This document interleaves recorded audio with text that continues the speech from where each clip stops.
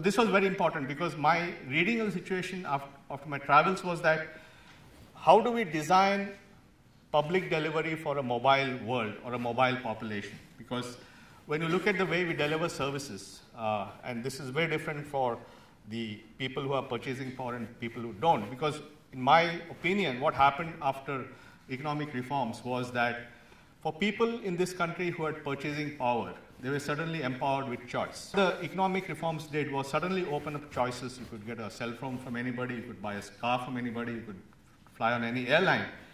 But we need to provide the same level of choice and empowerment to people who depend on public services or government services. And as I looked at this whole infrastructure, I realized that part of the reason why this was not happening was that the way we delivered public services did not incorporate mobility and choice.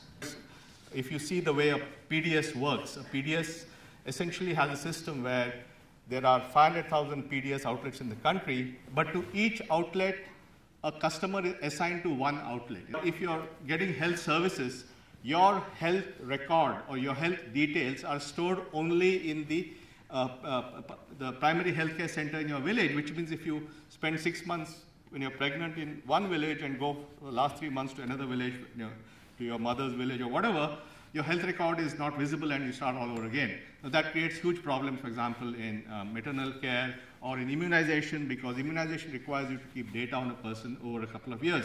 The mobility part of India was not reflected in the way we deliver public services. So that's how we took the decision to create a system which essentially put identity on the cloud, sort of online, so that you could give services and benefits anywhere and anytime to anyone who was entitled to that. And that was really the whole philosophy, which was a result of essentially extrapolating how we can take a choice and empowerment model and make it available to every resident of India.